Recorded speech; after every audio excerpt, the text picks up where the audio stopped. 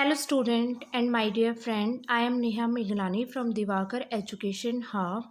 In my previous video, I have given the detailed information about the determinants of demand and I hope you will all understand what are the determinants of demand.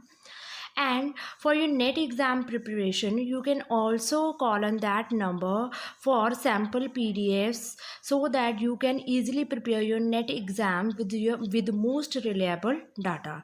Now in today's lecture, I am just going to start a topic of law of demand. So let's start the topic. In law of demand, before starting the topic law of demand, we just have to knowledge about what is the demand schedules, what are the demand curves. After that we can easily understand what is the law of demand. So let's start. Concept of demand. In my every video you can get first slide of the demand meaning, and I hope you will all understand what is the meaning of demand. Meaning of demand is basically depend upon the four things. First one is the W, which means willingness to have the thing, you have a desire to buy that thing. And second one is ability. Ability means you have that much of sufficient money to buy that thing.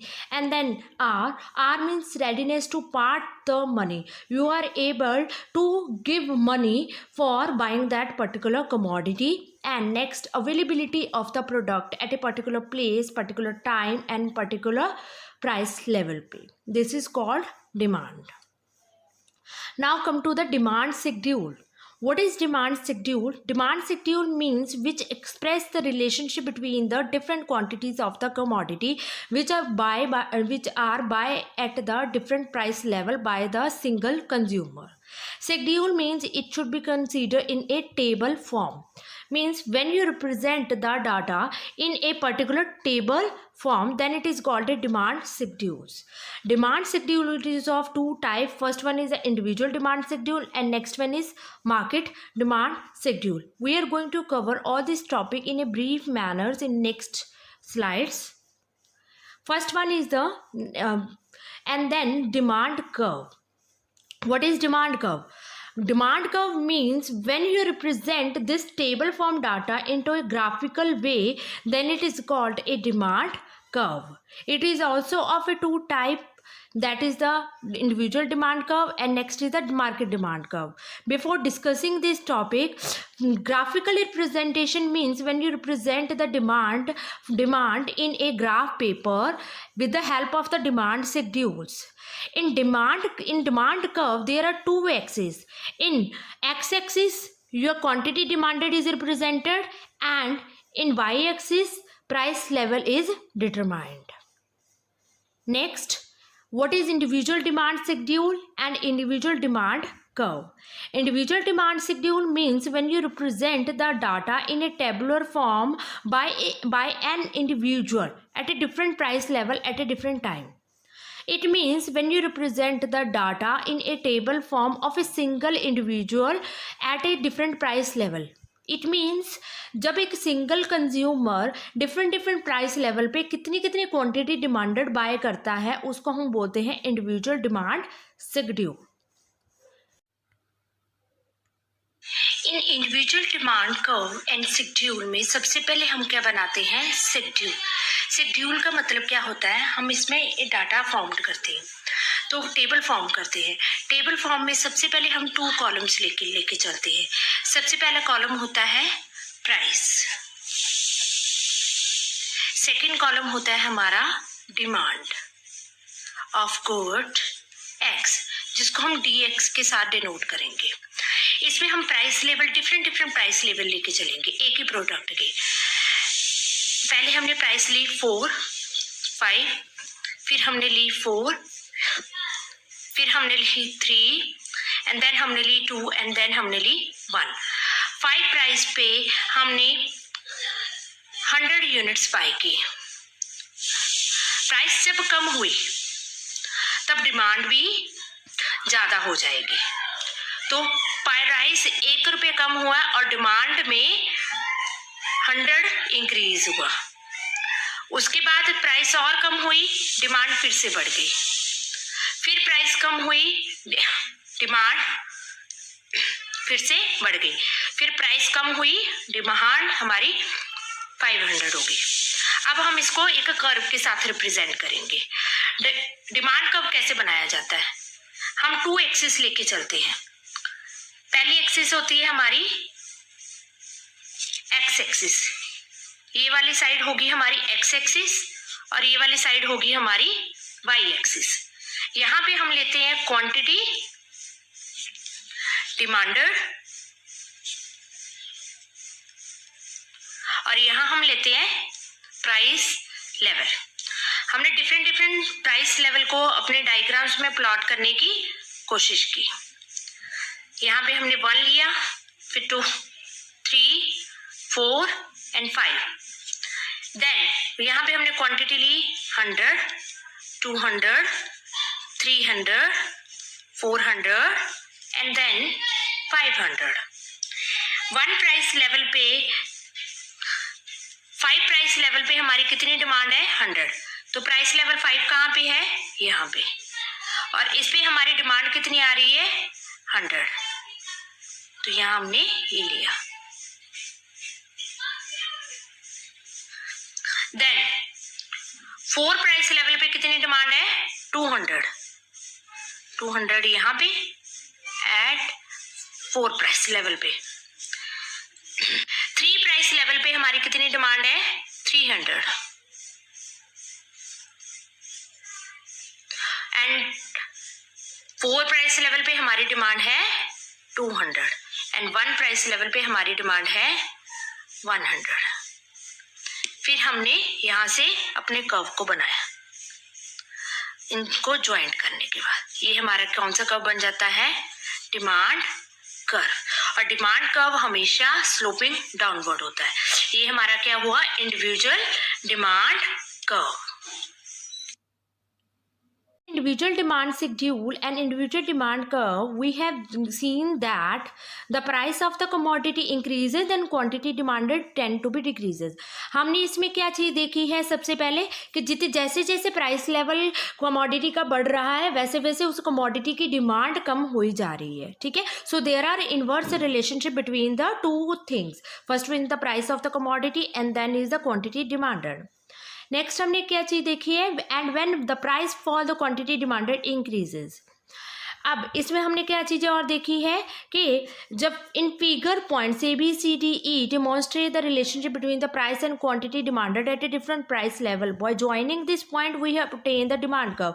जब हम इन सभी points को जब हम इकट्ठा combine करके एक particular curve बनाते हैं तो वो हमारा DD curve, individual demand curve कहलाता है। और इसकी जो स्लोप होती है वो डाउनवर्ड होती है। Its slope is downward from left to right, which indicate that there is inverse relationship between the demand and the price. इसकी स्लोप हमेशा डाउनवर्ड को ही होती है, from left to the right. Next है market demand schedule and market demand curve. In every market there are several consumer of a commodity. एक market में बहुत सारे कंज्यूमर होते हैं एक पर्टिकुलर प्रोडक्ट को बाय करने के लिए। जैसे हमने पेन बाय करना है तो पेन सिर्फ मेरे को ही नहीं चाहिए, मार्केट में ऐसे बहुत सारे कंज्यूमर्स हैं जिनको पेन की रिक्वायरमेंट होती है। तो डिमांड सिर्फ मेरे थ्रू ही नहीं आती है, बहुत सारे अदर कंज्यूमर्स की तरफ से भी डिमांड उस प्रोडक्ट की आती है। Market demand schedule show the total demand of all the consumer in a market at a different price of the commodity. Market demand schedule में हम क्या देखते हैं कि हम ऐसा टेबल बनाते हैं जिसमें हम सभी कंज्यूमर्स की डिमांड को इकट्ठा कंबाइन करके जब हम लिखते हैं टेबल फॉर्म में तब वो उसको क्या कहते हैं? हम मार्केट डिमांड शेड्यूल। और if the demand curve is diagrammatic representation of a market demand schedule, it is known as market demand curve. जब हम इस टेबुलर फॉर्म के डाटा को, मार्केट डिमांड शेड्यूल के डाटा को डायग्रामेटिक वे से रिप्रेजेंट करते हैं तो वो हमारा क्या कहलाता है? Market demand curve. So let's start how it is formed. अब हम बनाएंगे market demand curve and market demand schedule. Market demand schedule में हम जैसे हमने डिस्कस किया है बहुत सारी इंडिविजुअल्स की डिमांड्स को हम कंसीडर करके चलेंगे। सबसे पहला कॉलम इसमें हम लेते हैं प्राइस का, जिसको हम P के साथ डिनोट करेंगे। फिर demand of X person, demand for Y person, demand for Z person. हमारी प्राइस लेवल जो है वही 5 4 3 2 1। एक्स पर्सन ने डिमांड कैसी रखी है, 5 प्राइस पे उन्होंने डिमांड रखी हुई है 10 यूनिट्स की, 4 प्राइस पे 20 यूनिट्स की, 3 प्राइस पे 30 यूनिट्स की एंड 2 प्राइस पे 40 यूनिट्स की और 1 प्राइस पे 50 यूनिट्स की।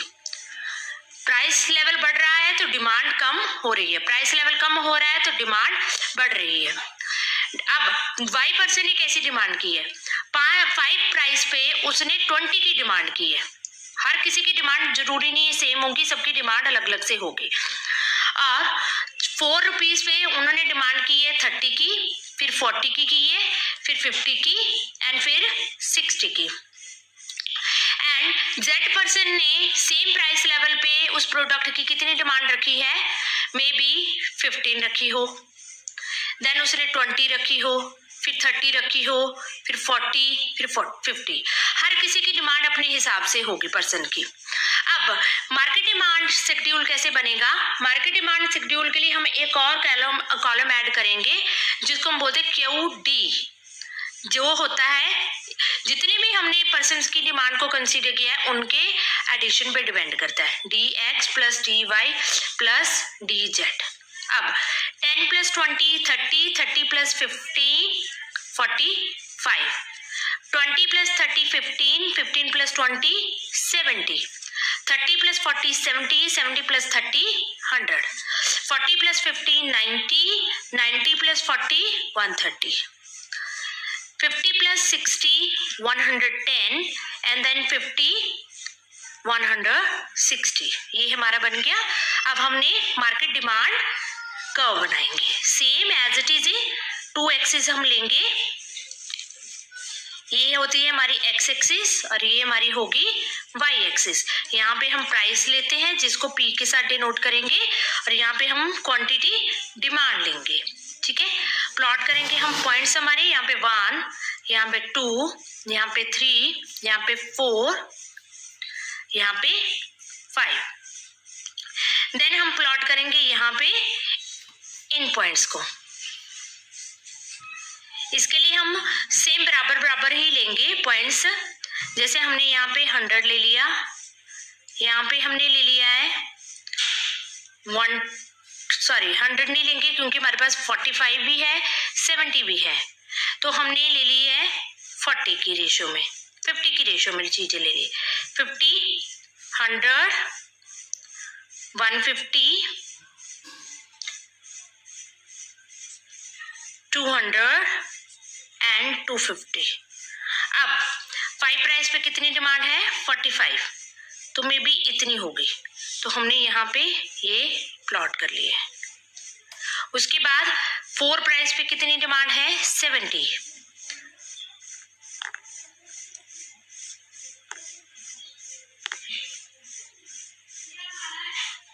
इतनी, और 3 प्राइस लेवल पे कितनी डिमांड है 100, 2 प्राइस लेवल पे कितनी डिमांड है 130 और 1 प्राइस लेवल पे कितनी डिमांड है 160।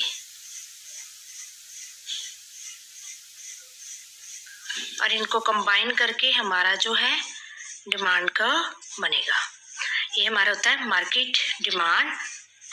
This is all about today's topic and I hope you will all understand what are the different meanings of the demand schedules and demand curves, ठीक है। तो इसके थ्रू ही हम ये एक्सप्लेन कर सकते हैं कि एक डिमांड कर्व को कैसे बनाया जाता है। अगर इसकी हमें अंडरस्टैंडिंग हो जाती है देन हम we will go for the further topics of the demand, that is the law of the demand which we are going to cover in the next lecture. And then thank you so much.